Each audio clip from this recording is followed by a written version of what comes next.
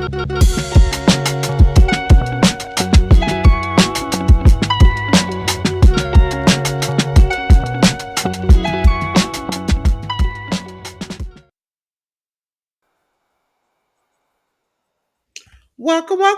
everybody. It's your girl, Delores, just a pink girl in her pink world, here on YouTube with my good brother, J News. J News, do you got something to say to all the good people out there? Hello, and welcome. It's another Sunday evening here on the Hit the Ropes podcast. I'm your good brother Jay News, along with the lovely Dolores here, talking to you about the week that was in pro wrestling. Um, we have lots to get to as per the usual, so let's start everything off like we can. And for those of y'all out there across the world, good morning, good afternoon, and good evening. Thank you again, and let's commence with the week that was. Ladies and gentlemen, if you're on J News's or one of my many thousands of pages, hey, how are you doing? This week, the preview will be short. They gave us a break. There's only one show. One major show. There will be some probably like hitting their misses. We did have some news in the wrestling world. Malachi Black, he might be leaving AEW. Also, he wrestled last night, and did you see that, J News? Come again? Did you see the Malachi Black match? I saw a clip of it earlier when I was going through Me the too. social. I looked for it, but it wasn't on the internet or any website or anything, and I was like, "Who? I want to see Malachi Black." We also had my boy Zilla get food. He's supposed to be, we mentioned it last week. He's supposed to be facing Booker T. Booker came out there and was like, not me. Who me? Not me. And he had to run the gauntlet Mm. against everybody. And I will get to tell you about some of the matches I saw and things I saw on MLW that brought a tear to my eye. J News. Mm. Ladies and gentlemen, you're getting ready to hit the ropes with us on the Hit the Ropes podcast.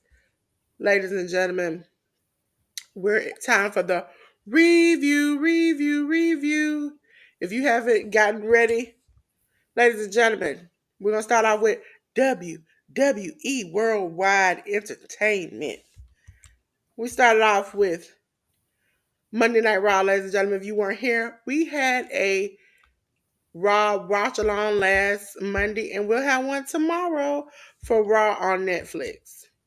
Ladies and gentlemen, the only thing different this week is I will tell you at the top of each slide where you can find these shows. So as you see, Raw happened on 1/6.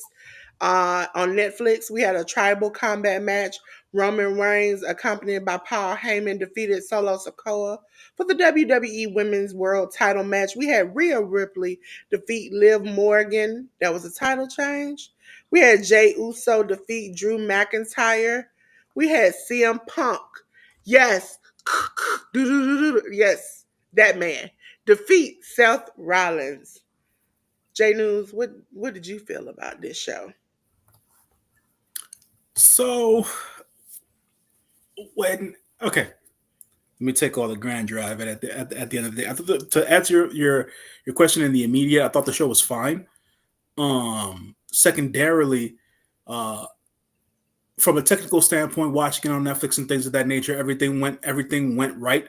Nothing buffered. Everything looked good, and things of that nature. The audio quality was better than what I remember it being from regular cable television and stuff like that. So I didn't have to crank it all the way up in order to hear commentary and things of that nature. So that's a plus about it. Also, want to say that the matches that were had on the show were all decent to good, right? I just felt like the energy of the show was a bit off for whatever reason. I wouldn't be able to tell you that I can put my finger on I why can the tell energy you. of the show as to why. You have your reasons. Your reasons aren't the same as mine. I'll tell you that right now. That Hulk Hogan shit can Listen. go to the side. No, Uh I ain't even talking about the Hulk Hogan stuff. I'm but talking about they played it safe for the opening of Netflix. They Well, the they only kind of takeaways I got from it is that they will be, how can I say it? They will be doing a little bit more edgier no, stuff. that I didn't think that at all because from everything that I read and all the comments that their board made and people that are in charge of the WWE made throughout the last couple of months since they even inked that Netflix deal was that nothing was going to change. So I didn't expect anything more edgier to come from the Edgier as in people. on Monday Night Raw, when have you heard them just blank out? Like normally they blank out, normally they let them curse like the Dickens. The And fans. that's the first time in a long time we've heard them not pause, break, go away, not get close to the action where you don't hear anything. We heard and saw everything. Yeah, because I mean, at the end of the day, the Netflix doesn't necessarily have to um, submit to SEC guidelines and things of that nature via when it comes to language and all that stuff. But the fans, yeah, I know like the when the fans were cursing and stuff, I didn't notice any out of sorts Solo during the wrestlers. first match, Solo cussed real bad. He Oh, was like going, he was going at it, and Roman was just kind of. Roman looked almost shocked, but I'm assuming that Solo had got the green light to go for it, hmm, and so he was dropping some f bombs, some s's, some dams. He was going for it, and I was like, oh, and normally on Monday Night Raw, the first one goes by. But the second and third one, they very cautious. They'll just pause before anything happens. And so they let that go by. They also they tried to play the music loud when the red and yellow man come out, hmm. but they let the booze just go. They let it happen. And that's normally something they fight not to have because they don't want anybody, especially somebody making money, to make any kind of look bad. So that Yeah, was like, okay. I Because think and I want to that clarify to people who wondering, from my standpoint, I can't speak for anybody else. For those people who have the take that the red and yellow man was booed because it was a liberal state, that was not the case. Because people cheered, including myself on the lane, when I saw the Undertaker. Okay, and he has hugged that man, interviewed that man, the Cheeto man. He's been right there side by side with the Cheeto man. It is the racist things that you say and do outside of that yeah, yeah, that yeah, we and then that dark side of the ring did not help you. So that McMahon documentary didn't help you either. yeah. I think a lot So of that's people. the reason why we don't like him. It has nothing to do with his politics. We know that 99.9% of them are leaning right, even The Rock. We understand that. But at a certain point, when you become just a vile human being, that's when we don't like you as a character or a person. Right, right on, right on. Yeah, I think that for anyone to think that it had to do with his politics instead of the actual person and the treatment of people and all that stuff or whatever the case is and past transgressions and things that have been released and leaked and things of that nature when it comes to him, they're fooling themselves. So that I when he, because his segment was so late in the show before it came on, I thought, oh, good, they killed the segment. They're not going to let him come out and stuff No, like that. But then when they let him they come were out, about to determine. And yeah, somebody said it's almost like Triple H set him up to look like a fool. And if he did, um, because they knew they had to know that this people were already angry at the even I had said on air, I hate to hear this man talk. And 99 people, I have watched 99 podcasts where they're like, this man gonna come out, it just ain't gonna be good. I'm gonna turn my TV out. I literally took my headphones out on camera and throw them on the ground. That I did not want to hear that man. So yeah, you knew people felt like this.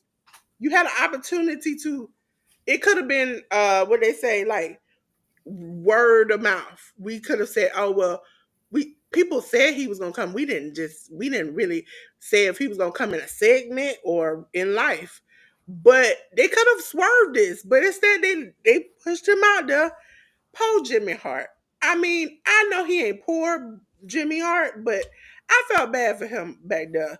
Swinging that American flag is just rain down booing, just booing, just booing.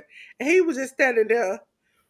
I'm like, Jimmy, you need to get off this train. I know this train been giving you money for a long period of time, but get off this train. I wanna say allegedly when I say this. Any man that allegedly, I just want to say if you go to TMZ, you can see the footage with your eyes and tell me if you don't see what I see. But allegedly, any man who will knock a woman upside the head, allegedly with a can of beer, and say, "Hey, that wasn't me," and you on camera, it's the type of person you know you can't trust. Yeah, it's been a whirlwind and rocky road and roller coaster for him and for the last decade or so. So you know, But that somebody pointed out on the podcast that was a good question. How does that go that now that you have incorporated and essentially brought back Jesse Ventura for a Saturday night's main event, and now you are working actively with the Red and Yellow Man? right? But I mean, at the end of the day, I think folks need to understand it is business. At the end of the day, and But see, there's no. NBC, from my understanding, wanted Jesse to be incorporated and to be involved every time they have these Saturday night main events. Mhm. Jesse has always took a stance that I don't like that man. I don't like the sight of that man. I don't want to be involved with that man. I don't want nothing with that man involved in it. No, that I can understand that, but the point I was trying to make was is that not one person uh, owns the company anymore, right? It's not Vince's decision. This was a decision that was made across whoever the board of directors of the WWE is now, and whoever is in charge. And sometimes, people can say no, but if you get outvoted, you know what I'm saying. There's not really much you can do there. And then, also. Hulk Hogan and Jesse Ventura are individually two people who are contracted to do to fill a specific role, and they don't have to cross paths. So Yeah, um, there's that part I of it. think his American beer probably won't make it onto NBC like that as like a promotional thing. To me, the red and yellow man is very dangerous in his words and what he says, and that's a liability that you take when you bring the red and yellow man out. But again, they chose that, and they gonna have to stand on it because good, bad, and indifferent. This man on the 20th is gonna feel emboldened to say do whatever he want to, and but that you're gonna have to make some decisions now. These decisions are gonna be hard. Really, I don't understand people selling things that they have no business selling. This is just in life. You selling a beer, sir, but I remember one time you said you didn't drink beer and liquor. And that was recently. Uh, I seen a man sell an energy drink who has heart problems. It's getting out of hand. Okay, stop selling things that you have no business selling. Okay, I'm tired of saying it. Now listen, CM Punk, that self match, it made it a chef kiss. I appreciated that they tried to beat the living snot out of each other. Also, I also take pride in that Seth had the interview come out with Chris Van Vliet Mhm. where he was visibly angry and upset, shoot real life, about CM Punk and the way he was treated. And you cut to CM Punk and this man looks like he's happy living his whole life and you bother in the corner. That it gets me every time. I wish I had that kind of I don't give a about me where it could be like, you are in pain and hurt in the corner. And I'm over here just living my best life. While you just over there just like, I remember the time Dolores left me hanging on the I wish. I wish. That's the kind of petty that most people wish to aspire to. Because as long as he keeps talking about that man, He go, sir, you need counseling at this point. As long as you keep talking about that man and reliving the past, the more you not gonna get over it. And so to see them fight and to see them fight like it almost seemed like they were taking it real personal. I enjoyed every moment of it. Yeah, I mean, I'll be honest with you. I don't like I said. I thought that the matches were fine. Nothing necessarily stood out uh, from that night outside of it just being the first episode of Raw on Netflix. Um, but it takes a certain level of focus for me to pay attention to the in ring action in a WWE show, just because I'm so used to WWE matches in ring not being that great. Yeah. And that match, the CM Punk versus Seth Rollins match, didn't do it for me. The Yeah, one for me it was a storytelling aspect. I knew in ring it wasn't gonna be like the greatest. It was not gonna be like Kenny Omega Gabe Kid. But at least it delivered on the emotion in the match that I thought it would. Because you have two men who legitimately hate each other. Well, one hates one, the other one is like that's the funniest thing. Is like one man is like, I hate you, and the other man was like, okay. Hey, a Brazilian dad. How you doing? Hope you are safe. That's a California native right there. Tapping in from the Bay, he said. So yeah, I really I really enjoyed it and I hope it's over with at this point. I don't want this to continue to drag out. Also on Monday Night Raw, we had the announcement, low key in the promo, that we're getting 2K25. As a gamer, I'm a little excited because normal times when they come out with something, it looks like trash. Excuse me, allegedly, it looks like trash from the moment the announcement comes out. This one, I'm somewhat excited about. I also was low key because I think I've played it once or twice. I was low key excited about the AEW game. My heart was broken. Okay, so I think it's the year for both companies to step their video gaming up. Cause I gotta play video games and I want to play it on here. Okay, I want to have a good time with y'all and I gotta have some good games to play. Ladies and gentlemen, we have the best show I think out of all three of them from WWE. NXT, ladies and gentlemen, which as you see is on the CW. It was on the 7th. It was New Year's Evil 2025. For the WWE NXT Women's title match, we had Julia defeat Roxanne Perez in a title change. NXT Women's North American title number one contendership fatal four-way match. Stephanie Vaquer defeated Cora Jade, Kalani Jordan, Lola Vice. Gigi Dolan, Shotzi, and Tatum Paxley defeated Fatal Influence of Fallon Henley, JC Jane, Jasmine Nix. For the WWE NXT Heritage Cup, the sudden death rolls, Lexis King defeated Charlie Dempsey, and the last match didn't fit on there. And last but not least, for the WWE NXT Triple Threat match, my boy, Oba Femi. Let's say it again one more time, ladies and gentlemen. Oba Femi defeated Eddie Thorpe and Trick Williams, who was the former champion. J News, what you got to say about this?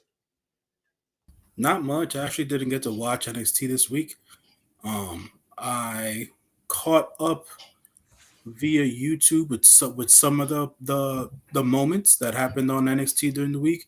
I actually didn't watch any of the action in the Julia versus Roxanne Perez match, but for all intents and purposes, because I've been watching Julia in the ring for many years at this point, I would imagine that her match against Roxanne was a good one, and props to her for actually landing the NXT Women's title in such a short amount of time in NXT. So props to her in that particular realm. I did watch the clip that had Stephanie Vaquer winning her match against Cora Jade and Kalani Jordan and Lola Vice. So obviously they're still doing a lot of back and forth between these three ladies, especially um, Lola Vice and Stephanie Vaquer, trying to see as to where that goes. Kalani Jordan still on her little mean streak, and Cora Jade still trying to get away with murder type deal. I didn't watch anything on the Gigi Dolan, Shotzi, and the six, the three, the whatever, the 3-on-3 match. I didn't watch anything on that necessarily. The Heritage Cup title situation. Um, Proving that Lexus King could win the Heritage Cup by himself was cool, but like then what was Mr. Regal used for? I guess maybe we'll find out I know to in this make week's. Charlie jealous, convince him to come home. I don't know. I don't know. We'll see as to how that comes about. And I did find out that Obafemi won the NXT championship in that three way match versus Trick and Trick over and Eddie Thorpe, whatever the case is. I feel like maybe Trick Williams is on his way up to the main roster, just based on the outcome of the match. The girl been up there, so he had time for him to come there too. So we'll see how that all boils down. And then I think the moment of the night, what was the the backstage promo spot that included Ethan Page and The Rock, because it just seems like The Rock is more or less walking around as the authority figure of the WWE at this point, Yeah, instead of as an active participant. He didn't directly uh, you breaking up. There you go. he didn't directly get involved with what had already transpired with Ava, but he did say He like, don't you touch her. he did say, as long as you're cool with her, you're cool with me, type deal. So I can appreciate The Rock at least somewhat acknowledging what had happened previously with Ava on screen. Ava Rain, aka Simone Johnson, who is The Rock's real life daughter. So that, Or as we affectionately call her, Pebbles. yeah, I thought that was gonna stick with her, but it didn't through life. So I mean, no offense, but we call her Pebbles, thinking that she was gonna like be like rock level, like no, promo and I never thought wrestling, that. and she. I listen.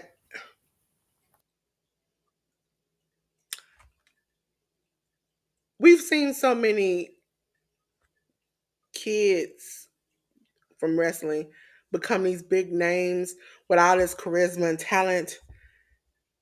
It's we expect that from everybody, which we shouldn't, but we kind of expected that. Like, okay, she's been around this business. Her cousins have this kind of charisma and this thing. She's got this thing. Now, listen, I am a big fan of Zilla as a wrestler. Sometimes he cuts good promos, sometimes he doesn't. But I must admit, I don't know if you saw it. It was either last week or this week. He was with Estrada, his dad's old manager. And them two together, it felt like I had Umaga back again. Hmm. And it's like it and he was literally like telling him he did a behind the scenes on his YouTube channel where he had them, put my bags in the car. He gave him his dad's old work, like I'm putting you to work. This is what you gonna do. And so I think I kind of thought that maybe she had that being around the family so long. And even when her grandmother has been involved in things, she has charisma. So it's like you thought that she was just gonna move it and groove it on the microphone, and she didn't give us nothing, and we were like, we just gonna keep you as Ava Rain. That's what we're She, gonna do. I think throughout the years, just from watching her, or should I say the lack thereof watching her, when The Rock would appear on WWE TV, the majority of the time the only person who was out of immediate family relation that you would see with The Rock was his mom. Ava wasn't involved the majority of the Yeah, time. So for me speaking for myself, but I didn't expect any. I didn't. his mom is a big pivotal role in all the family and getting to them to where they're at. And so at a certain point, when she first started being interested in wrestling before she came to WWE, her mom, well, his mom set her up to, you know, be with these people, do these things. So I thought you are under the learning tree. Your grandmother is, she knows the business. She knows what to expect. She knows what to do. And so being that I wouldn't expect her to put her out there if she didn't feel like she was ready to be in the business. Like, cause you hit them behind the scenes a lot of the times. If you ain't ready to do this, then you should get out of here. And they are very harsh with each other getting into business.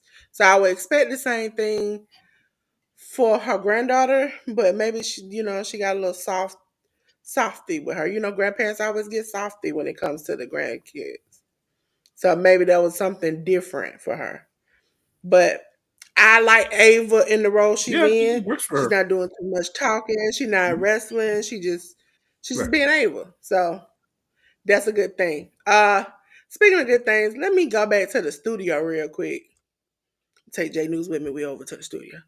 I would like to shout out the person in the chat, the educated natural. First of all, she made me a mod on her channel. Don't cry for me, Argentina. But I must admit, I bow down to you because your Eagles won. They beat my Packers. Okay, hurt my heart, devastated me. If you haven't seen my short, I had to sing "Help" by the Beatles because somebody needed to help me. Okay, somebody took my breath away. Okay, so from me to you, because I know I talked a lot of smack. I'm ready for my Packers. I'm still gonna ride or die for them. I've been riding or die since I was a kid. But I must admit, you all got the best of us. And I hope you have a good season, 10.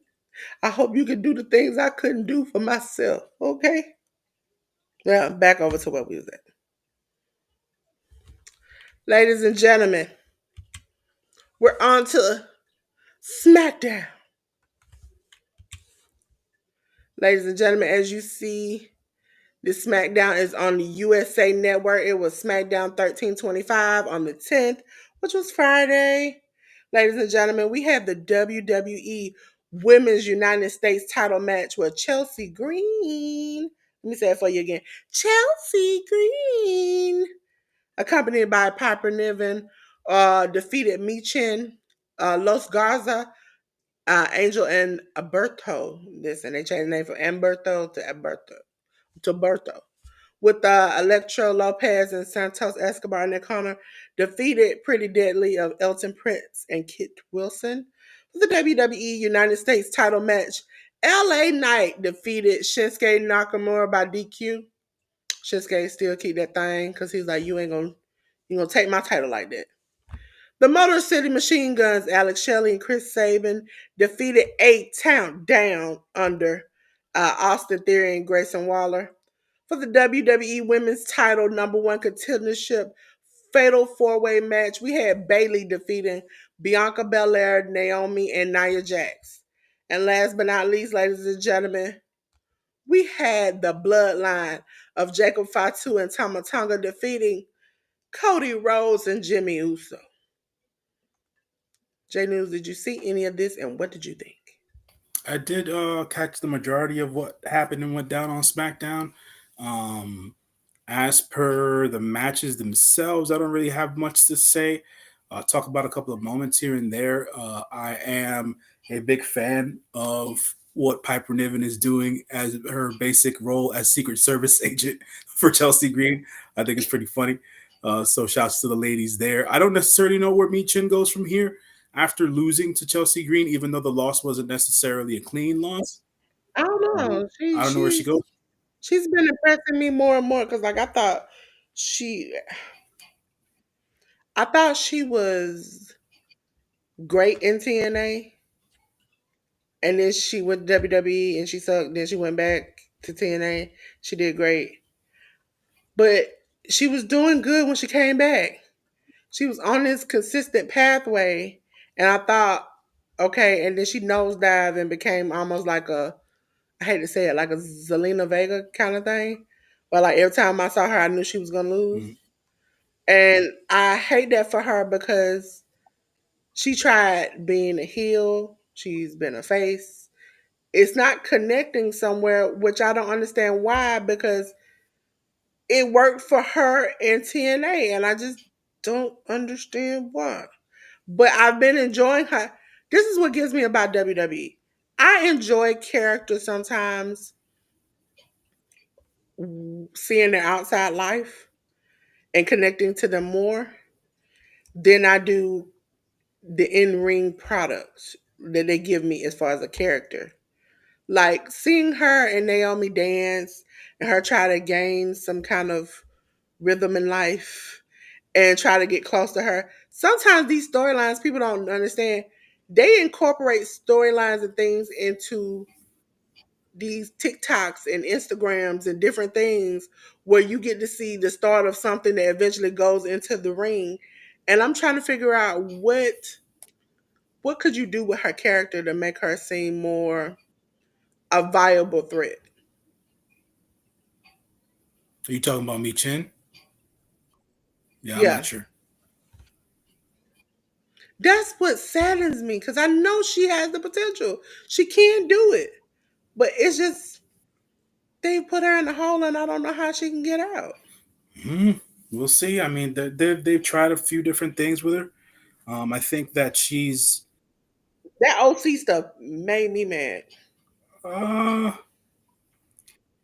They don't even look like they belong they together.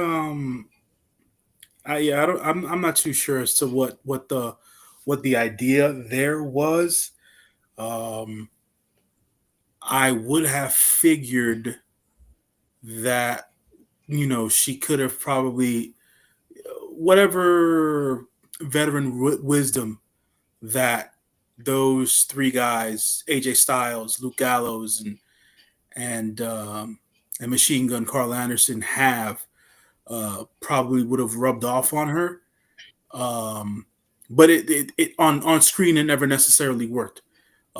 And so Off screen, they are funny together. Like they did the suspect challenge, and I think it was yeah, but the girls did that. Carl is the short one, The girls did the huh? suspect challenge, No, she did it. Michan did it with not Carl. It's Carl is the right? short one, the Luke, tall one. I forgot yeah, his LG, name. big LG, yeah. Luke. Yeah. So she did it Hmm. with him, and she's like, "Suspect can't run because his knee's gonna blow out." That and he kind of looked shocked that she said it, and I was looking, and I was like, "Yeah, I see why y'all are close because you can only rib somebody you're that close to Yeah, like that." granted, good point. I feel like a lot of the time when it comes to wrestlers trying to find it on screen on when it hits television time, to your point, I think it's just I think what she's been doing lately has been connecting somewhat. I just don't necessarily know how far she can take what she's been doing lately. But like, It's like she's lost every championship match everywhere, and I'm like, are we doing this thing where we keep her losing so when she wins it's a shock surprise? I'm not sure. I mean, to make her an underdog is not a bad idea, but like having her lose all the time is not necessarily warrant. It doesn't necessarily warrant, uh, much connection from the fan base, right? So I don't know. We'll see. We'll see as to how it goes down. You know what? Somebody, I think it's Anika, who keeps ranting and it's either Nika or ALW. Sorry if I confused two. One of them are big on bringing back the mixed match challenge. You remember how like certain people from the mixed match challenge we got to see, and we were like, we kind of like begin to like their characters more and more. And they think that maybe Michin should be in the mixed match challenge, the mixed tag challenge. And I think that when I think about it, I don't know if that'll be a good or a bad thing because I can't even imagine who her partner would be. Right. Unless Styles. Yeah. I mean, I don't know. I'm not too sure. Ladies and gentlemen, we're on to the next company, and it is AEW All Elite Wrestling. Ladies and gentlemen, AEW Dynamite is what we'll be talking about first from the company. Ladies and gentlemen, as you all know, AEW is now on TBS slash HBO Max. It was on 1/8/25. Uh, episode 275. Will Ospreay defeated Buddy Matthews. Bobby Lashley defeated Mark Briscoe by referee's decision. AEW World Title Number One Contendership Casino Gauntlet Match. Powerhouse Hobbs defeated Adam Cole, Adam Page, Daniel Garcia, Jay White, Jeff Jarrett, Kyle O'Reilly, Lance Archer, Ricochet, Roderick Strong, and Willa Yuta. Casino Gauntlet Number One Spot Three-Way Match. Chris Statlander defeated Tony Storm and Willow Nightingale. J News, did you see this and what did you think about it? Oh, I did watch the show. I do lean towards AEW product more just because I appreciate more of the athleticism and the in ring work on AEW. Because a lot of and a lot of the talent that are on AEW allows me to grow with their characters because I've never seen them as characters before. So a lot of the time when they do have the character things go on TV, I can make an honest assessment about, oh, this person's working on something, or this is really working, and things of that nature. But to talk about the show itself, Will Ospreay and Buddy Matthews did exactly what I thought it was going to do. It was a banger of a match, and those two gentlemen need to run that one back. But it seems to be the thread going through AEW right now, one of the leading threads as to where the members of the House of Black will be going in the future. If will they be disbanding? Will they be keeping the group alive, just them three? Because it does seem like Malachi Black is on his way out of AEW. So we shall see as to how all that breaks down. The Bobby Lashley versus Mark Briscoe thing, I forget as to why it stopped via referee's decision. But the point of putting the Hurt Business on TV that night was to make it clear that it seems like the wrestling members of the Hurt Business, that being Shelton Benjamin and Bobby Lashley, will now be going after the AEW tag team titles.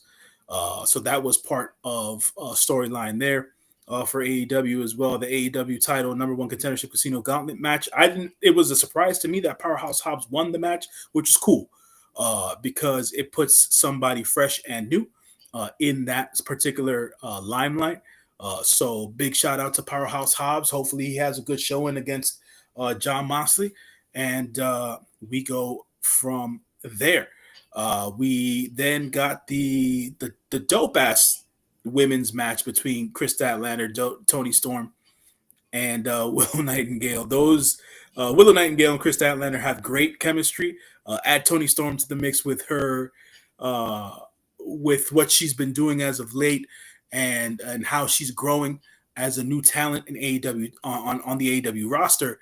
And yeah, they had good chemistry. I thought it a little bit reckless on Willow Nightingale's part to use Tony Storm as a legitimate weapon during the match there, giving Chris Statlander a low blow. That to me was, I thought she crossed the line, but things do happen, and Chris Statlander was able to turn it around and get the win there. Tony Storm was she was defeated after the fact. She was interviewed by Renee in the back, and she stated that she didn't feel she was ready, and she it wasn't warranted for her to win the match, and that Chris Statlander was the better competitor that night, and that she has to improve. So we'll see as to where the rookie Tony Storm continues to go from here. So this is going to lead into the first ever women's casino gauntlet match that'll take place this Wednesday on Dynamite for Maximum Carnage, I believe is the name of the show for the week. We'll see as to who else, what other ladies are involved in the casino gauntlet match.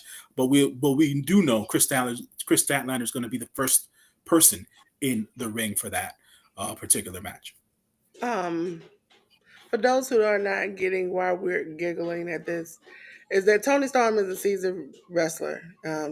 She flipped, lost her mind, and called herself Timeless Tony Storm and was in black and white. She was an old Hollywood starlet. She lost her championship to a so-called friend who betrayed her, and now it's made her go back in time and go back to the young Tony Storm she was when she entered the company before she lost her mind. Okay, and as far as Willow, this is the first time I'm going to say this. I'm proud of my girl. Okay, okay. She said I got to win. And I'm willing to do anything for Willow. I am proud of you for once in my life. I am proud of you, okay? Because you did what needed to be done, okay? Listen, I've been wanting that dog in you, and now you don't found it. Now I need you to keep going. I don't need you to step back next week. I need you to keep it going. Put your foot on their neck and you crush, okay? That's what we do.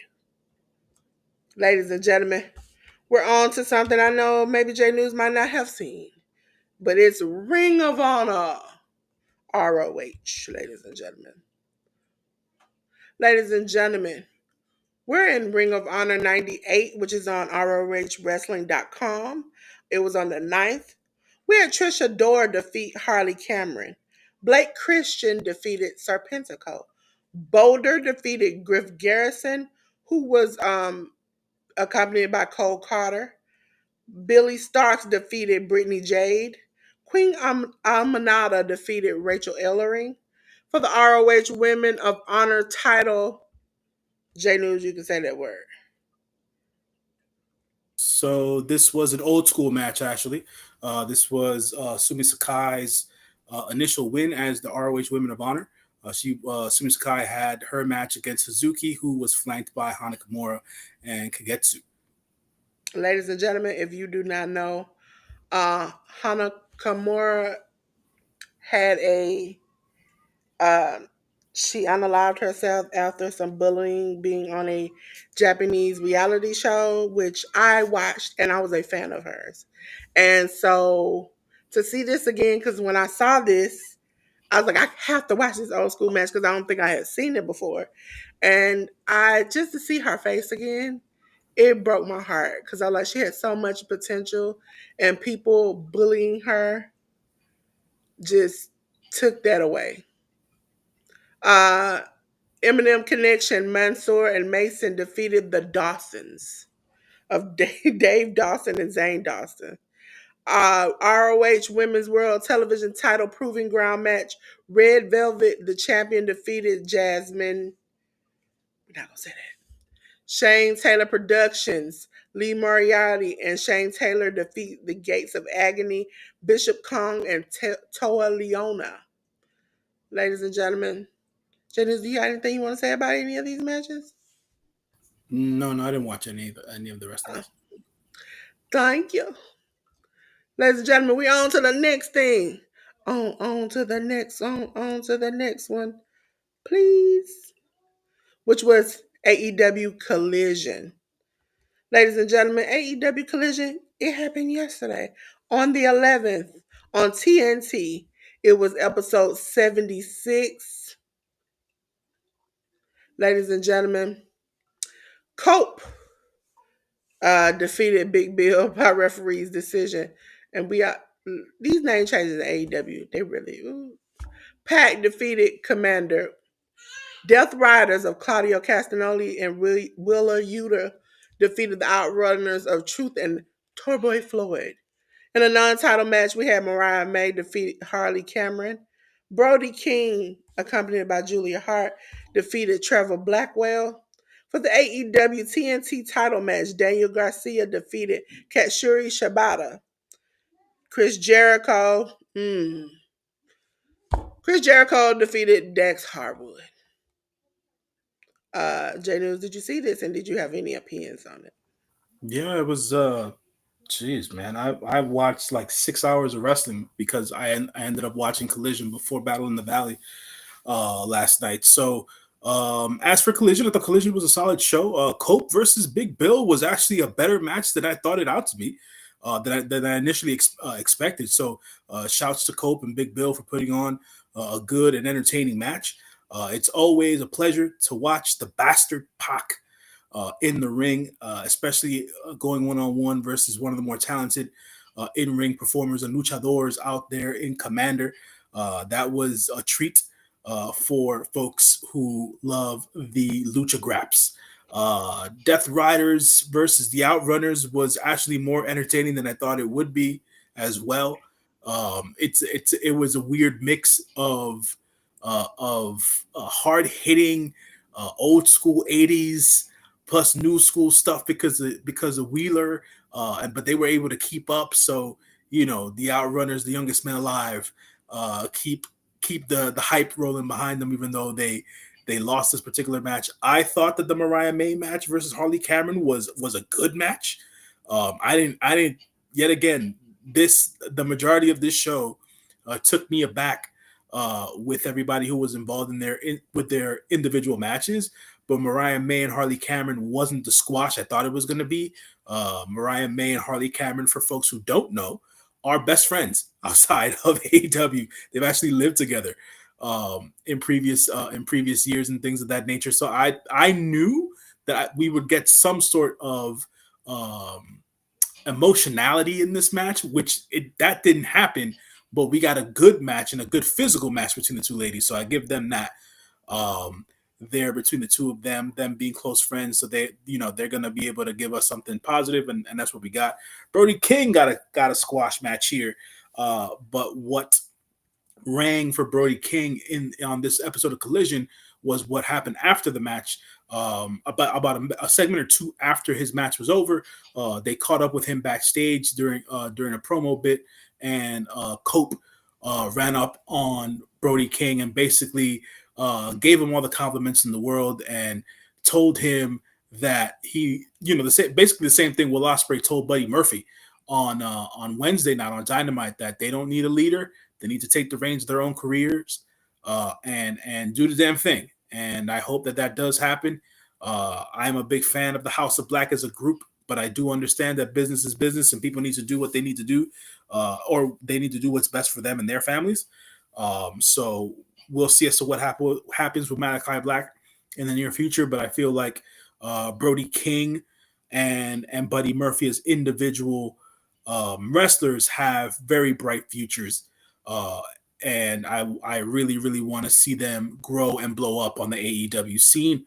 And hopefully something, more positive comes from Julia Hart's tie to them both. So maybe it's just a different wrinkle in her character that comes out of all this. The Daniel Garcia versus Shibata match, to me, it was just classic strong style. And Garcia was able to prove to me, outside of an ROH ring, that he can hang with Shibata on a level that I didn't think the kid had, to be quite honest. So, shouts to Danny for taking on in probably the strongest I've seen Shibata be in the ring for quite a while. And then I kind of tuned out when it was Chris Jericho versus Dax Harwood, so I can't necessarily speak on that. Listen, Chris Jericho, every time he got that red and yellow feeling that I don't want. Hey, Taurus Brain. Congratulations on 3K. Trying to be like Taurus Brain when I grow up. Ladies and gentlemen, as far as the Malachi Black, I don't know if anybody else noticed it, but when he was supposed to wrestle last night, when it first came out that he was wrestling somebody from his school, a friend of his, initially was Malachi Black. The poster was made just two people, normal poster. Uh, 2 to 3 days before, it had the stamp of AEW put on it.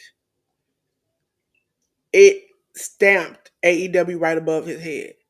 And that's when I got a little bit like, why is AEW stamped above his head? Is it because of the rumors? They want to, that's their way of clarifying it. And then No, he even when, Even in the technically, like promo, it's like AEW's. The promo initially had Malachi Black. You know, they were talking on the internet. Malachi Black coming, da, da, da. And then it became AEW's Malachi Black will be appearing, and I'm like, yeah, because okay, so y'all switched y'all verbiage and y'all changed the. They didn't change the graphic. They just put the AEW logo stamp right above his head. and you're giving me information that I didn't necessarily know. But to piggyback off of what you're saying, technically he still is signed to AEW. He hasn't left Yeah, yet. So you know but that. what could they? Because he was out for injury time. Could they tag injury time, or is it that they've done it before and they can't do it again? Because some contracts are like that. You can only do it once in the life of a contract. Some you can do it repeatedly. So from my understanding, his deal was very unique. I don't necessarily have all the details, Yeah, but he initially signed a 3-year deal. and then But I thought he re-upped it. no, he never re-signed with AEW. What happened is, or what the circumstance or what the clausability in his contract is that he had 2 option years at the tail end of his And initial Tony chose the years. two options. No, we don't know if he chose the 2 options or not, because if he were to pick up his options, then Malachi would be with AEW until 2027. And so at this point, us fans don't necessarily know the ins and outs, the details, and things of that nature. And we don't necessarily know if Tony picked up his options or not, or if he added on injury time. But Yeah, from all the I would information that's assume been out he there, would because there have been a lot of wrestlers who he's added injury time. Big example was it Brian Cage, who's like, I thought I was done, and then he yeah. just added more But years. the thing with Brian Cage is, and no disrespect to Brian, but Brian's one of the coolest dudes you'll ever meet in wrestling. Um, a lot of what has been reported over the years about AEW is that they do lack a certain level of communication with Structure. their talent and stuff like that. So I think that's what happened with Brian Cage. And anyways, even after the fact, when he didn't know that his contract expired, and then they added the injury time, he still re-signed with them or whatever the Yeah, case is. So but you I know, think because he seemed truly baffled, yeah, I and would then imagine. the thing about it was he said he learned from Sean Ross Sapp, Yeah, and that he because even if you go back, I don't know if you have Fightful, I do. no, I don't. They initially was like Malachi's done. Then they were like, hold on. We talked to some people, and it seemed like everybody is walking it back now. So we don't know what we don't know. And then No, now that they're asking, it seems like everybody is on this fence where before they were definite. Because even before when we've had this he's leaving thing, Sean has always been like, we don't know. I don't know. That's the answer I'm getting. I think he's still here. Sean has been definite on he's not going anywhere. yeah, Also, another key to this that's making it weird is that normally when we hear he's leaving and he is still under contract, Malachi Black will come out and be like, I don't know what y'all talking about. I'm still here. This is my thing. I'm not here. no, He addresses it. he addresses it, but I But think this what time he's happens not is addressing it. what happens is that and folks, just from a human aspect, right? He addressed it just last month. Why does he have to turn around and address it again? You know what I'm saying? Like, I enough don't is think he has, enough, really. no, I'm saying his pattern is no No, matter I get that. normally I understand I his understand what you're pattern saying. is that he addresses it no matter He what. addresses it. Yeah, He's always been, no matter because we had 2 months back to back last year where he addressed it. Even right. he even got in the car and addressed it. So But I but at was this automatically stage, assuming if it's not true, he's going to say it's not true. yeah. But the more But he's been silent, the more it's been like, at okay, and this then now everybody's acting weird. But then right, the between the Sean Ross and them saying that they went from yeah he's leaving to like we don't really know, we're no one not for knows. sure, and No I'm one like knows. even people in let's be honest, Sean got some connections inside of AEW, so Yeah. it's for them to go from yes to maybe. I wonder if TK just added some time on. It was just like, Don't okay, I wouldn't be able to tell you if he did or didn't. But because for around the time that because when I think about it, around the time that Fightful kind of gently stepped back on what they said and what they had heard, and what they had heard it kind of went back on that too, is when the AEW sticker appeared right above Malachi Black's head. And I so maybe they just added, or maybe he still got time left and that's why they doing this. But either way, even if he is forced to stay, the man doesn't want to be there at this point. He has made it clear. He has shown you he don't want to be there. At this point, why keep him? That's so different from Brian Cage. Brian Cage wanted to be there and he reached out to you all to find out about his contract, and then you added 2 years on. But if somebody is at the end of their contract and they don't want to be there and they're not giving you the quality work that they gave you before, let them go. So the part about Fightful walking back the report or whatever the case is, that's information you're giving me because the entire week that I've done my research with the with what's been going on, they didn't walk anything back. They were under the impression that he was just done on TV and that he wouldn't be on TV for the duration of his contract. They at first it was he was supposed to been gone. Malachi Black is, I think I have to go back and look at the titles. Malachi Black was supposed to been gone. Then Sean came on and was like, we talked to some people again, and they were like, they went from he's gone to we're not sure. It's up Yeah, in the air. We're kind of lost about what's going on. And it's like, wait a minute. So y'all went from yeah, we heard from them, is he gone? To like, we not for sure he gone. We don't have a clue. We don't know what's going on. And then it's up in the air. And then when his report came out, that's when everybody else said that he was gone. Meltzer is the only one who's been like, he's just off TV right now, but he might be gone. He might stay. And I'm like, yeah, they don't. There's definitely a hanging in the wind kind of feeling with what's going and on. normally that's not a hanging in the wind. Either AEW or Malachi corrects the Right. outskirts of But what's happening. to the so you're right, but to my point that I was trying to make earlier, um he I understand the trend that he's been following, but now it seems even with what's going on storyline wise on AEW with the members of House of Black, they're bucking the trend. So at the end of the day, I feel like if he does leave, it's fine because it is his decision. He gets to do whatever he wants to do with his career and his life. But if he doesn't leave, this is probably the most interesting thing as a faction and as a group that the members of the House of Black have ever done on TV. And if the fans get swerved by all this, I think that this is probably one of the coolest things that Yeah, I think that it can would be happen on cool TV too. for them all individually. I think either way, I've heard some people have some like, if he go back to WWE. But I think that there's been a change in management. B, he has a business now, Mhm. a whole business that could thrive from maybe collaborating, working with people in WWE to push it further than what it was before, or take his ideas and go further than what it was before.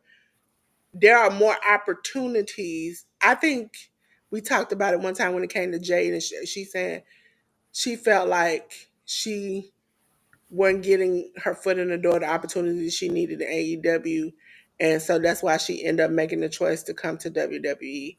Mhm. And I can understand that because you have WWE who are working with movies and making documentaries and doing things and got the connections and the management to take you to this bigger level or put you in places and spaces that you couldn't get to. We look at they call themselves the Garcia twins. Can we call them the Bellas now? Because one Bella did go back.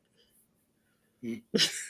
So the Bella twins literally built a company with WWE. Mhm.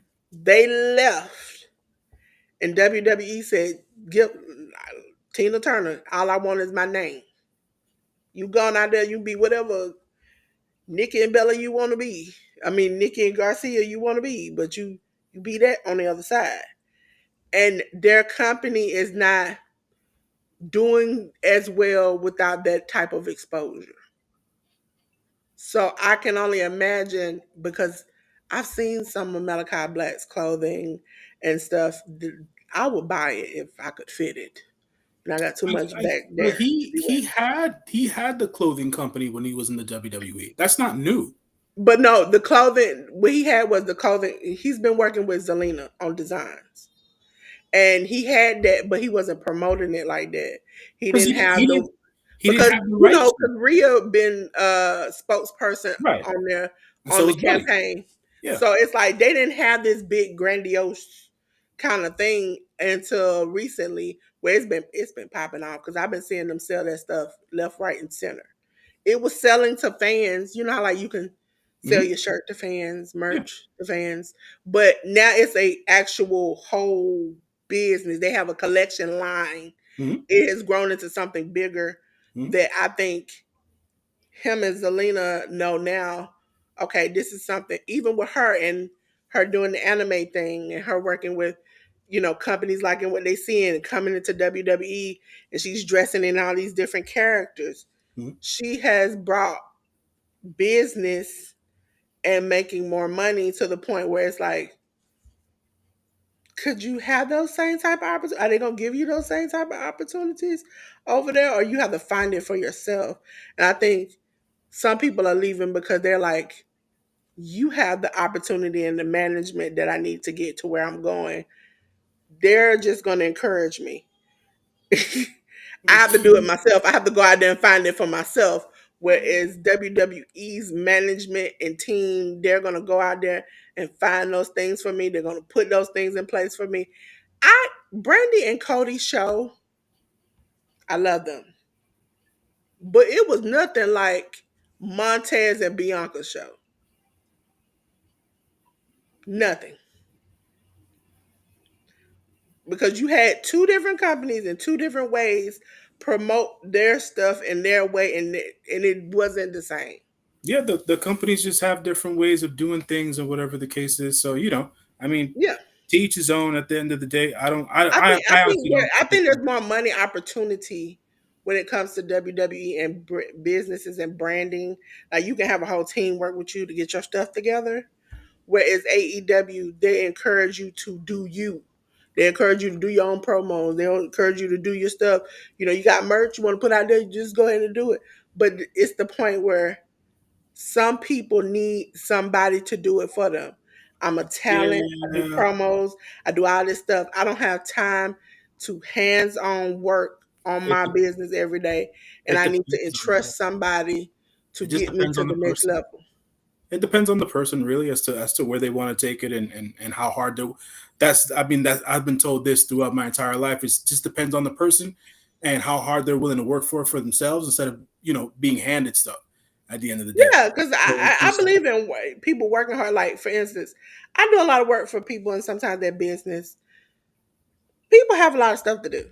They sure. created this business. That's hard enough.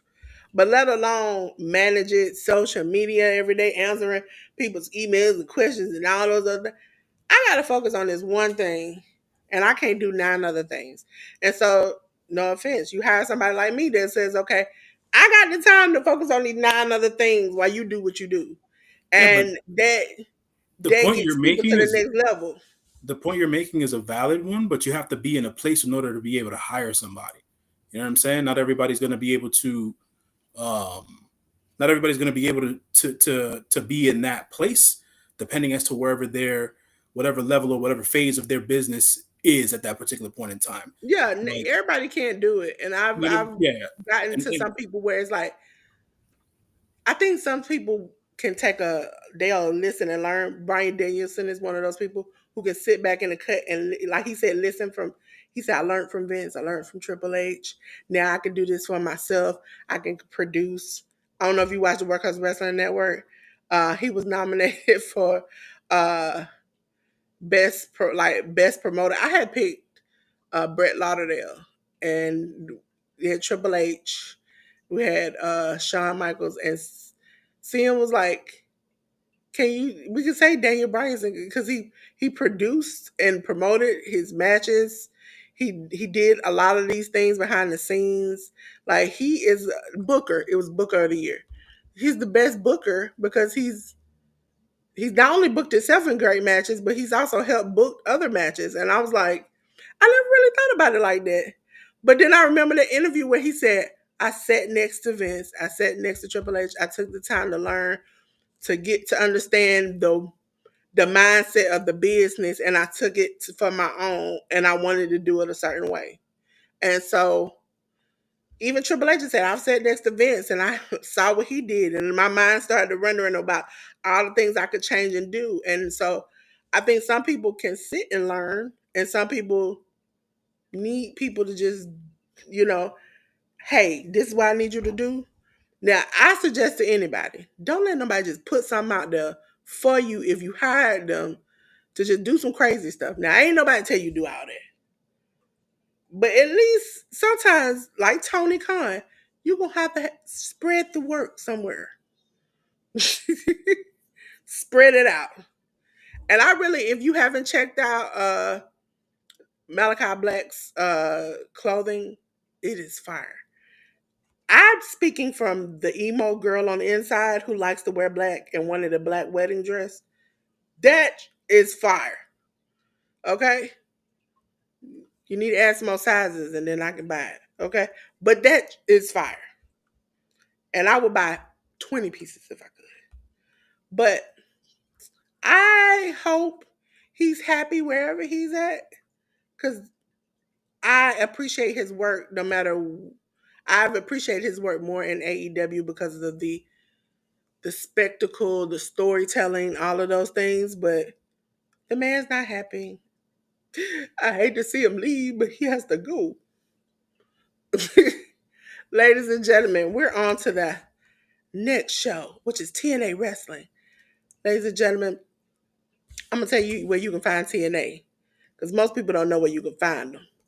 TNA Wrestling, ladies and gentlemen, it's on Access TV. For those who don't know who Access TV is, it's on cable, and I would like to tell you that if you ever go to sleep and you wake up late at night and you hear the '90s rock band, it's Access TV. Okay, it was Impact 1068. Eric Young, Jonathan Gresham, Steve Macklin defeated the system of Brian Myers, Eddie Edwards, and the JDC. Lee Ying Lee defeated Savannah Evans. We had a gauntlet match.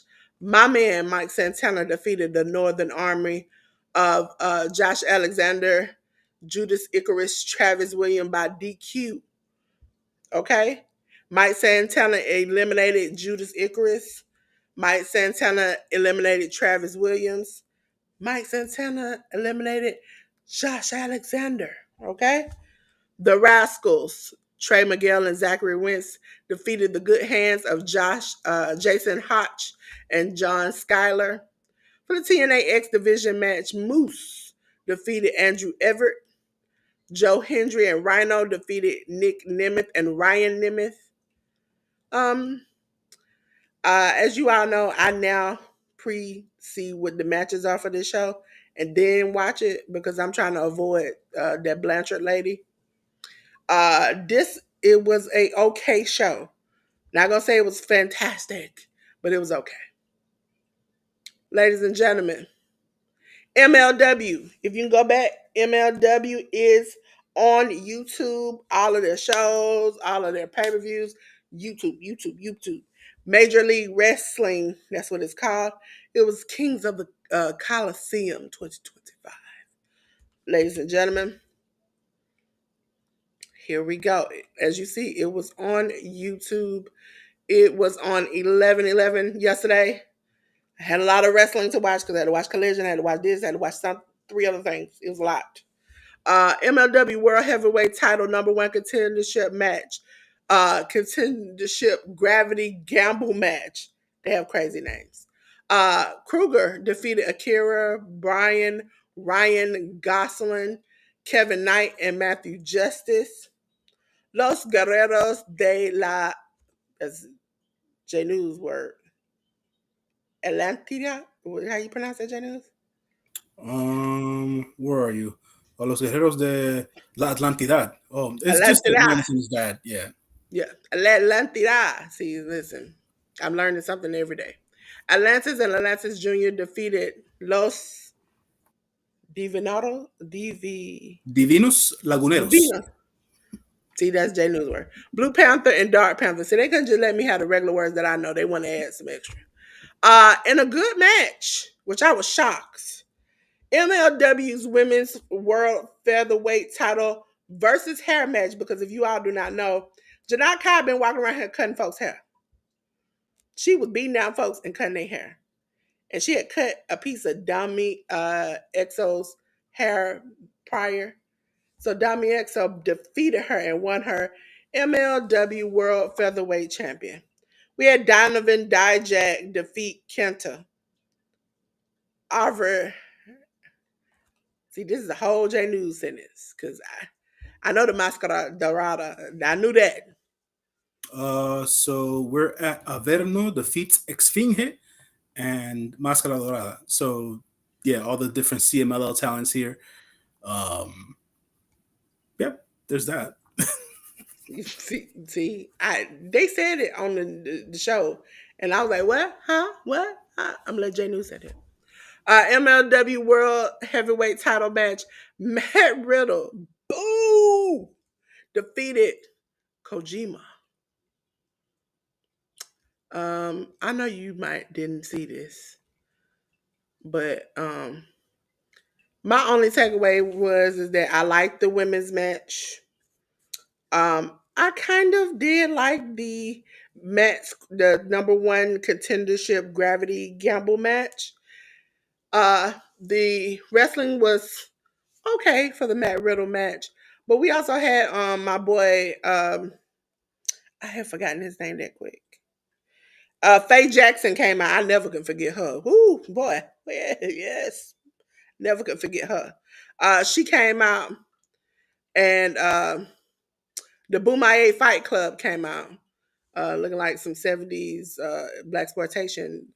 Uh, I'm gonna get you sucker kind of people. Yeah. So that made me laugh a little bit.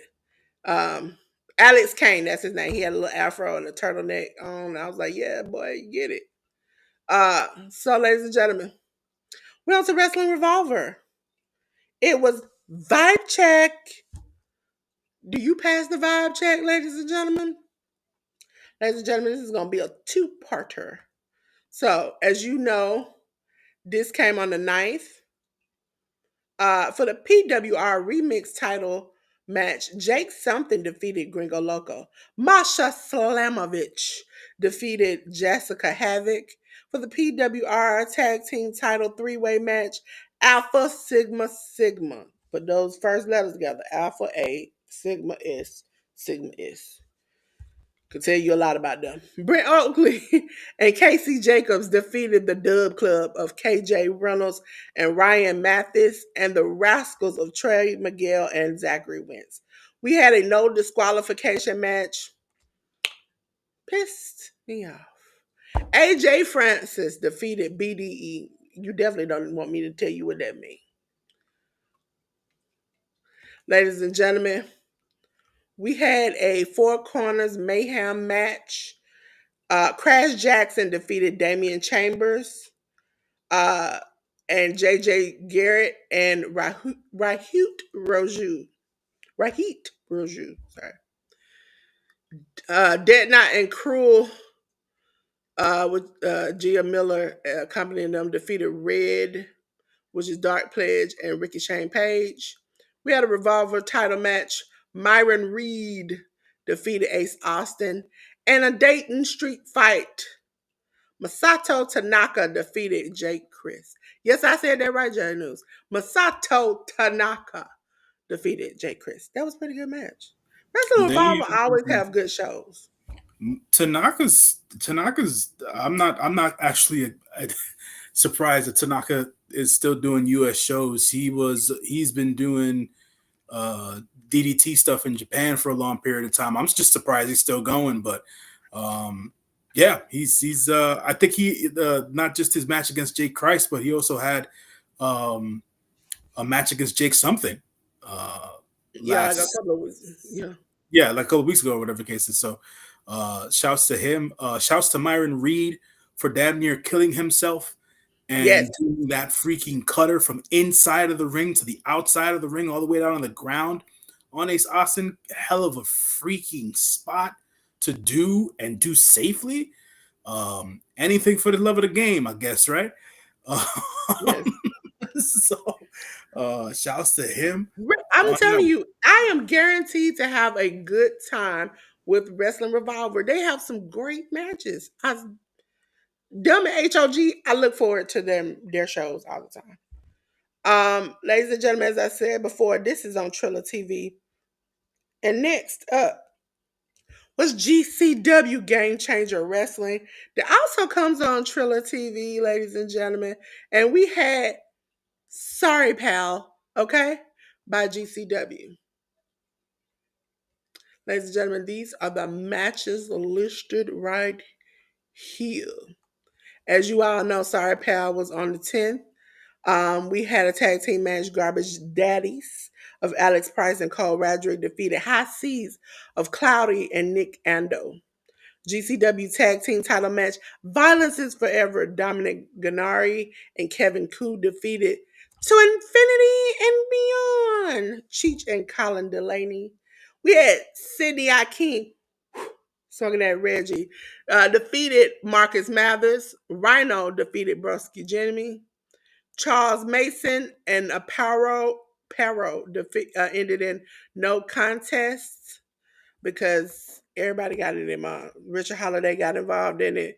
It was bad. As you all know, last week I told you that Charles Mason had stalked Paro, had saw him in his house with his husband, and was taking pictures and videos. Come to find out, he snatched his husband out of the house, and that's why him and Paro were going at it. GCW title match.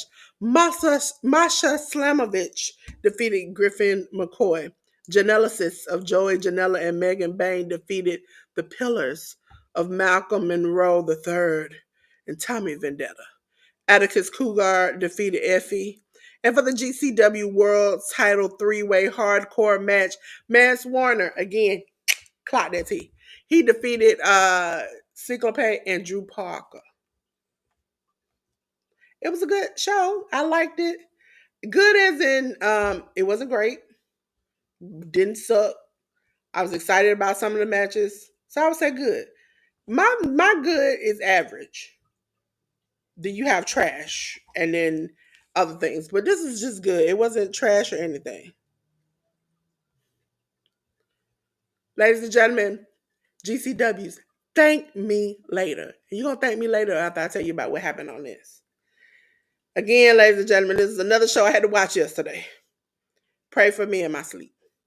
Griffin McCoy, Griffin McCoy defeated Facade, I think that's how you pronounce it. Jeffrey John, Matt Diesel, Teriyaki, and Trey Lamar. Garbage Daddies of Alex Price and Carl Radrick defeated To Infinity and Beyond again. Cheech and Colin Delaney. Allie Cash defeated Marcus Mathers. Myron Reed defeated Zachary Wentz in a good show. Gringo Loco and Super Crazy defeated the rejects of John Wayne Murdoch and Reed Bentley. Okay.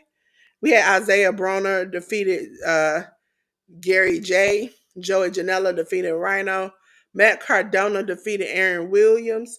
Too Tough Tony. Cyclope and Drew Parker defeated Broski Jimmy and the Pillars of Malcolm Monroe III and Tommy Vendetta. Effie and the Garbage Daddies, which is Alex Price and Carl Radrick, defeated Mance Warner and Violence is Forever, Dominic Gennari and Kevin Koo. They're setting up a match with Garbage Daddies versus Violence is Forever. Cannot wait for that. Again, it was on Triller TV. Great show. I would suggest people, if you like, um, now GCW is trying to incorporate storytelling and reasons why are we having these matches more to the light. It's kind of become a good cohesive show where you can find out It's not like I'll jump into match after match. I got a story of why these matches are happening. So I suggest you go back and watch. Ladies and gentlemen, we're on to J News and New Japan Pro Wrestling. Yeah, we had New Year's Dash happen on Monday, January 6th, 2025. We had the pre-show six-man tag match. We had Tenkoji, Hiroyoshi Tenzan, and Satoshi Kojima, along with Yuji Nagata, defeat Daiki Nagai, Katsuya Murashima, and Shomakato. We had an exhibition match between Josh Barnett and Oleg Boltin that went to a time-limit draw. The United Empire's Francisco Akira, the Great Okan, Jacob Boston Young, Jeff Cobb, and TJP defeated El Phantasmo, Jado, Master Wato, Shota Umino, and Tomoaki Hanma. We then had the House of Torture members, Ren Narita, Sho, Yoshinobu Kanemaru, and Yujiro Takahashi defeat Hiroshi Tanahashi, Tiger Mask, Togi Makabe, and Toru Yano. And then we had the Bullet Club War Dog members, Clark Connors and Sonata, defeat Just Four Guys, Tai Chi, and Taka Michinoku. The New Year's Dash show basically starts to set up what is going to be happening in the future, in the near future, should I say, with New Japan Pro Wrestling. So we have the Road to New Beginning shows that start this weekend, going into different mainline shows in big cities. Usually the New Beginning mainline shows are in Sapporo and Osaka. So from a storyline perspective, we have Gabe Kidd now challenging Yota Tsuji for the IWGP Global Heavyweight Championship. So we will see them battle it out. I believe that'll be for New Beginning in Osaka. We also have members here of I think it's the match preview here of El Desperado and Kushida defeating the Bullet Club members Kenta and Taiji Ishimori. That set up the El Desperado versus Taiji Ishimori match that happened at the Battle in the Valley. We have the LIJ match here versus the Bullet Club War Dogs. That set up what I was talking about with Gabe Kidd and Suge. Then we had another LIJ match, which was a tag match. It was just Hiromu and Naito going up against Alex Zane and Ryusuke Taguchi. More work for Naito and Takahashi together as they prepare for their mainline tag team title match coming up against the Young Bucks. I believe that'll be in Osaka as well for New Beginning. And then we had Chaos members versus TMDK, Hiroki Goto, Rocky Romero, Yo, and Yoshihashi, defeating TMDK members Kosei Fujita, Robbie Eagles, Ryohei Oiwa, and Zack Sabre Jr., being flanked by Hartley Jackson. This leading to Hiroki Goto going one-on-one against Zack Sabre Jr. at Osaka, as well as Hiroki Goto did win the New Japan Rambo to get that shot against Zack Sabre Jr. At Osaka. We then had Battle in the Valley, which was yesterday, Saturday. On the 11th, we had a buy-in match. We had the Strong Survivor match. It was Zane J, the new Strong Survivor, defeating Luchador Viento.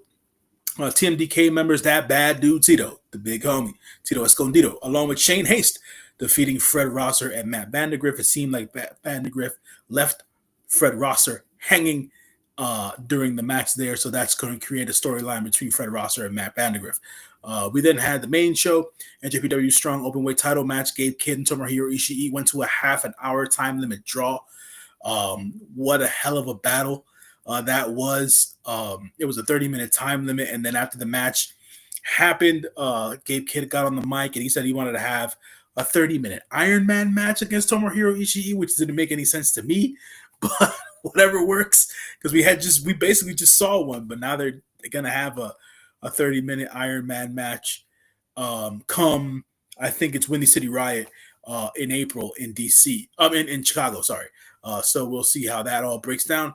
We then had the NJPW Strong Openweight Tag Team title match. We had the West Coast Wrecking Crew, Jarrell Nelson and Royce Isaacs, the champions, defeat Roppongi Revice and Rocky Romero and Yo. We then had an 8-man tag team elimination match, which had the ladies from Empress Nexus Venus, Hanako, Micah, and Mina Shirakawa go up against Viva Van, Anna Jay, Azumi, Johnny Robbie, and Trisha Dora. So that's how it. No, I'm sorry. Viva Bam was along with Empress Nessus Venus, and so they defeated Anna Jay, Azumi, Johnny Robbie, and Trish Adora, which was a fun match. Uh, the whole show, I would say, was a very fun show. I was very entertained. None of the matches were bad. I think a lot of them were really above average and very fun. The crowd in San Jose was very into it and very lively during the show. So props to folks in San Jose for showing out and making it a fun and hot show. We then had the next match, which was the NJPW World Television Title match of El Fantasmo, the champion, defeating Jeff Cobb in a double countout. These two decided that they were going to beat the piss out of each other, and that's why there was a double countout, because they beat each other so bad that they couldn't get back in the ring, and so they fell to a double countout. Essentially, we'll probably get a second round of this match between El Fantasmo and Jeff Cobb um, for this championship to see who deserves to go on as the NJPW World Television title holder. We then had the match of the night, really, for me, just because of how it all broke down. This was the Sumi Sakai finale match. Sumi Sakai, long tenured, 20 plus year wrestling veteran, having her retirement match. She was teaming with members of House of Torture, Evil, and Show. I thought that was probably one of the more random things about the show and how it was booked, but it came out to be perfect, to be quite honest. They faced off against Hiromu Takahashi and two partners of his choosing, which ended up being the GOAT of current Japanese women's wrestling, Mayu Iwatani, and the ace of Tokyo Joshi Pro, Yuka Sakazaki. They faced off in what was a fun match, a good in-ring story that was being told, where basically they everybody was really pulling for Sumi Sakai to to come out the victor in this match, while Evil and Show kept on doing their usual House of Torture antics, even wanting Sumi Sakai to turn to the dark side, but she kept on not wanting to do that and wanting to do things her way. Essentially, as per most retirement matches, the person retiring took the pin. She went out on her back. She went out on her shield. And I think the most beautiful moment of this entire show and the result of this match was how they celebrated Sumi Sakai's retirement. I have probably one time in my life before watched a retirement match for a Joshi wrestler or a Japanese wrestler, but I don't remember it being so heartfelt and so just positive. And that's what that was for Sumi Sakai in that ring. She's adored by fans all over. She is the spotlight. She's my spotlight for the week. Is Sumi Sakai, and the way that they sent her off and they did the retirement ceremony at Battle in the Valley for Sumi Sakai, I thought was top notch. So hats off to New Japan Pro Wrestling for doing that. Hats off to all the members of the locker room, both men and women, that were out there during the retirement celebration, because it came off awesomely. Production was way better this time around for a New Japan Strong show. So that's also a positive for how the retirement ceremony went off. So I want to give Sumi Sakai her flowers there. We then went on to the Never Openweight title match, which had the champion Konosuke Takeshita defeat Kushida in a hell of a match. I haven't seen Kushida this good in the ring in quite some time. So props to Kush the God for representing for New Japan Pro Wrestling in the junior division, being able to hang in there with Konosuke Takeshita, but Takeshita was able to take care of business and retain his championship. We then had a non-title match, which had Zack Sabre Jr. Go up against El Alquimista de la Lucha Libre, El Hechicero. These two dudes really bent each other into pretzels and had one of the most interactive yet heavily exchanged technical wrestling matches I had ever seen in recent memory. They continue to outdo themselves every time they face each other in the ring. Zack Sabre Jr. and essentially defeated Hechicero in this match. But it seems like they'll be running this back sometime in the not so distant future. And then to end off the show, we got the IWGP Junior Heavyweight Title match, which had El Desperado, the champion, defeating Taiji Ishimori in another hell of a match, basically showing the U.S. crowd just how good the junior division can be, especially when they put them in a high profile position like the main event of the show. So props to them on that, and giving everybody a hell of a show in that regard. El Desperado being able to edge out Taiji Ishimori after recently winning the IWGP Junior Heavyweight Championship due to injury of his opposing wrestler Doki at Wrestle Kingdom 19. So that's how NJPW's Battle in the Valley broke down. Um, we then have the previews to go and do for the week. Uh, Ladies and gentlemen, we have House of Glory. It is Watch the Throne, ladies and gentlemen. Ladies and gentlemen, Watch the Throne will be on Triller TV. And for those who did not know, if you did not see, NJPW comes on the NewJapanWorld.com, or you can get the app. Getting $10 for this app too, where you'll be watching on the 17th HOG tag team match, the Cold Blooded Killer. Sorry, just decided I was gonna try to say their name wrong. Cold Blooded Killers of Jay Armani and Raheem Royal, uh, defend their championships against Los Desperados, Ares, and Gringo Loco. My man, every time I seen him for the end of last year to this year, well, I haven't seen him this year yet. This will be the first time. Amazing Red versus Charles Mason. For the HOG Crown Jewel title match, Zilla Fatu will defend against Matt Cardona. For the HOG Heavyweight title match, Mike Santana, I love you, but you're going against my man, Ricky Starks. Yes, ladies and gentlemen, we get to see Ricky Starks wrestle. Hopefully, cross fingers and stay like this. Mike Santana versus Ricky Starks for the HOG Heavyweight title match. Oh, J News, I'm so excited because that's the end. Okay, no more previews. We're on to the spotlight, but we'll go back into the studio. Here we go. How you doing? I'm going to blow my good brother up, J News, and let him talk about himself and then his spotlight of the week. Yeah, folks, I mentioned it earlier during the Battle in the Valley review, pointing out Sumi Sakai. Sumi Sakai is the spotlight for the week. Sumi is like I stated before, 20 plus year veteran in professional wrestling.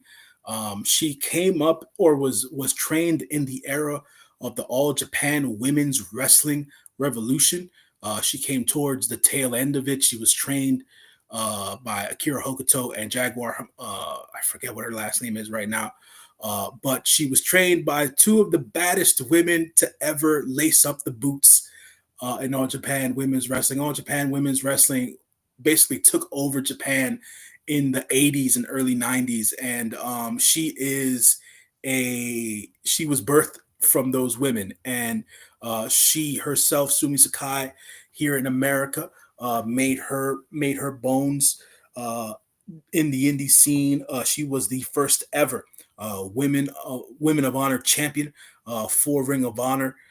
Sumi Sakai is also known not only for her in-ring prowess, but she's also known for the kind of person that she is behind the scenes. She takes it upon herself to always ingratiate herself with a lot of foreign female talent.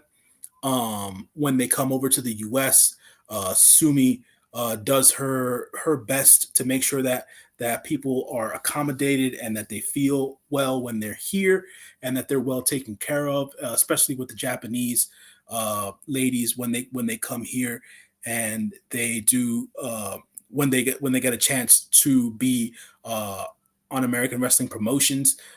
She is very, very highly regarded by a lot of the female talent across all the different wrestling promotions you saw. If you didn't see on social media, a lot of them gave her praise and showed her a lot of and showered her with a lot of love um, throughout the weekend, man. And that was really really cool to see. And the cherry on top was her retirement match, along with the retirement ceremony that they had for her at Battle in the Valley. And hats off to everybody who was able to be there and take part and shower her with all the admiration and love that she deserves. Sumi Sakai, one of the underrated ladies in professional wrestling in the last 20 years. She will not be forgotten because her effect as a human being uh, is just something that touches a lot of different people in the wrestling sphere. So I just wanted to mention her, and she is a spotlight for me this week. Congratulations to Sumi Sakai on a great career, and for being somebody who has helped to mold the current generation of not only female wrestlers but male wrestlers as well. Ladies and gentlemen, it's time for J News to tell you a little bit about himself, and so you can find him. Ladies and gentlemen, because J News is in on this now, I want to say he a good man, Savannah. Okay, he just going through a rough time. Okay, he is a good man, Savannah. So make sure you go check out his QR code and check him out before I have to come and find you. You don't want me to have to come and find you. Yeah, so there's that of it. As always, I thank Dolores for allowing me to plug everything that I do on a regular basis. The QR code takes you to my link tree. My link tree involves you into my world, basically, on the social media tip, be it on Twitter, be it on Instagram, be it on Letterboxd, doing movie reviews and things of that nature. Keeps you guys abreast about what's going on in the movie space in that regard. The audio only podcast will return this week soon enough. I believe tomorrow I have a movie scheduled along with Wednesday as well.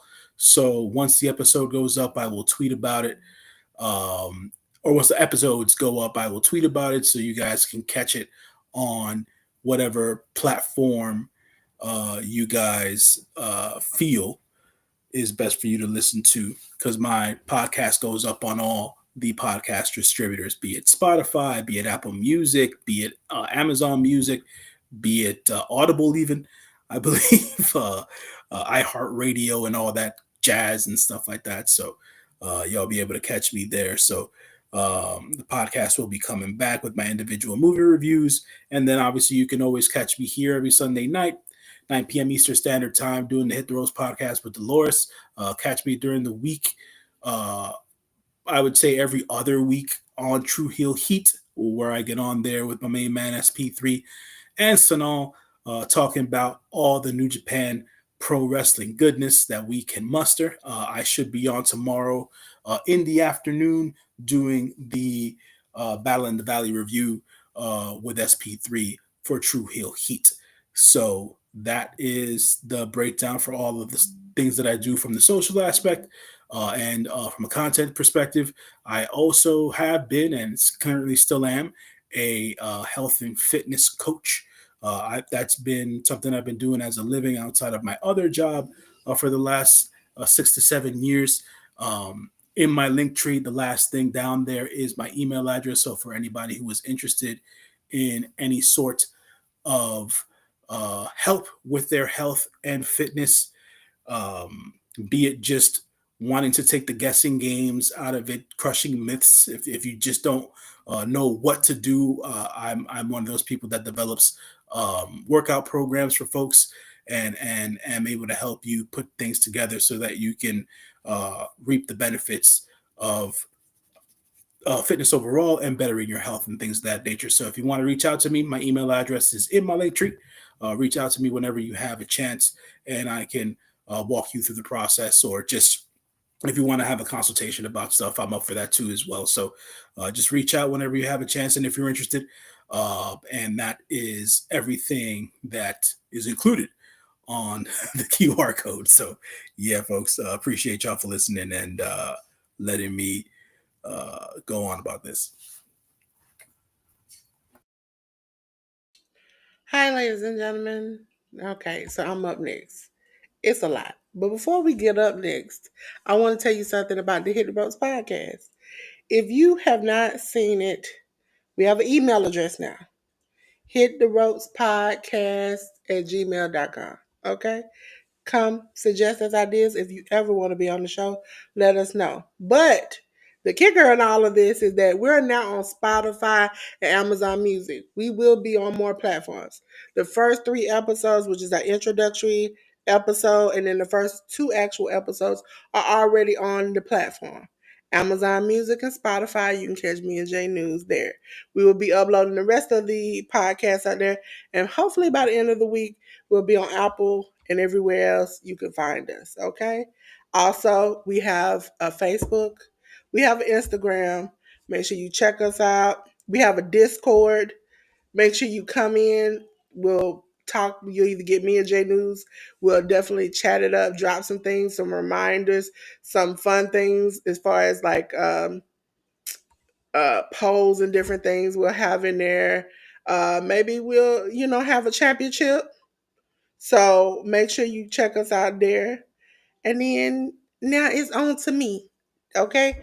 Because that's why you see I've been in the Hit the Ropes podcast office working and toiling to make sure we get everywhere that we need to be. Okay? So here I am. Here I am. Let me find my QR code. It's gonna fit. There we go. There we go. My welcome to Delores. As I said before, if you've on my channel, you know that we're expanding the globalness of Delores. We have the Hit the Ropes podcast that'll be everywhere. Also, ladies and gentlemen, if you don't know, I've been doing a little gaming. So trying some new games out. Been sucking real bad at it. Pause. Uh, but I love to play games. I love to teach people how to do things on their own. If you need help with your business, your channel, hit me up. I'm definitely here for you. Putting more focus into Dolores as far as my channel. Trying to get the 4 to 500. Hopefully, you all be here. For those on the clock app, thank you all for. Let me check and see it again. 729 little hearts that you all have given me. And J News, we greatly appreciate it. For those watching on my channels, either my Facebook, my YouTube, whatever, we greatly appreciate you all because this little old train wouldn't be great without you. Again, you can go on my link tree. It has my email, has all my social medias, has a special phone number in case you desperately need to get in touch with me if something is happening.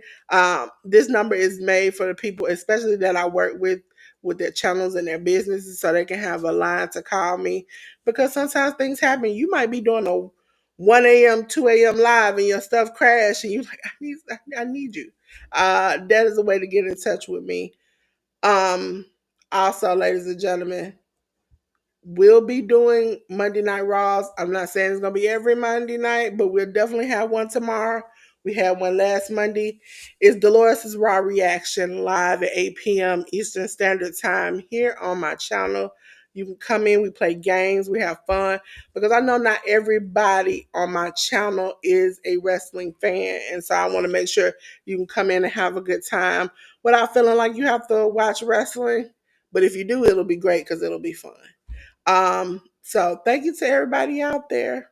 Also, while you are here, I want to shout out the people who have been very supportive of me and J News and the channel of itself. Shout out to A Resilient Dad, which is ARD. Shout out to Ruby Spot. Listen, ARD is coming back. Okay, I know I said it every month, every year, every week, but I mean it. He's coming back. I almost got his toes done, ladies and gentlemen, over the edge. He gonna go there. A Ruby Spot, listen, she's on this health journey. She is cooking great food, giving you great scriptures. If you haven't checked her out, please check out Ruby Spot on all social medias. Ladies and gentlemen, check out Tori's Brain. I like to play every week. This week, I'm going to put my mama focus. Okay? because Ricky Bobby said, if you ain't first, you last. And I need to be first again. Okay? So let's go over to Tori's Brain. Subscribe. Listen, it's fun. I like to join his memberships.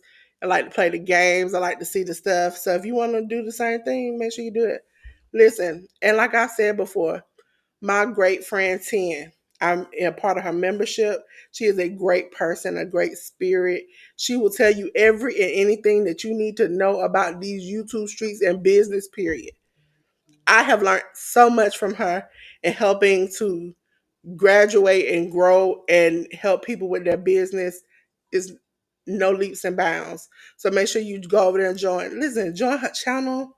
If you want to get the info before anybody, join her membership. Okay? So I appreciate you all being so supportive of the channel. Also, shout out to Slim. He was there last week. You know, I was there fighting to win by myself on Monday Night Raw, and he came in to save me. So thank you to Slim. Thank you to Jaleel with the great gaming tips. We are going to grow in 2025, and I appreciate all you all for coming on in. So let me bring J News back.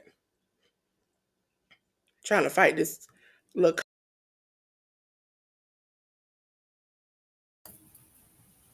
What? I think we lost Dolores, folks. What's going on? No, you didn't lose me. I was starting to cough, and I was like, "Let me cut this off." Yeah, y'all don't want me coughing again. Ladies and gentlemen, it's the end of the road for the Hip the Ropes podcast for this episode. Ladies and gentlemen, this is episode what? J News. 17? I think. Yep, 17. You're right, J News. J News is the parks of our whole button establishment. Uh, this is episode 17. We greatly appreciate you all. Hopefully by the end of the week, we'll have all 17 episodes up on Amazon Music, Apple, and everywhere else. Right now, the episodes are up for the intro, the first two episodes on Amazon Music. Please go and check us out. Please leave a comment. Amazon Music, Spotify. It is Hit the Ropes Podcast, just as you see it above. Go check us out, please. Please leave some good reviews. We're entering this for the first time for this podcast. I've done it for other podcasts, but for this podcast, this is the first time that we're gonna jump out on the deep end and fly. And we hope that you come with us, okay? So, ladies and gentlemen, as I always say, I enjoyed my time with you. But J News, it's getting a little hot in here, J News. It's getting really hot in here. Ladies and gentlemen, children of all ages, please keep your clothes on because it's getting hot in here. Okay? So I'm gonna do what I know how to do best. Is I'm gonna cut the lights out, ladies and gentlemen. And it say it's time to go, okay? And until then, we want to say peace.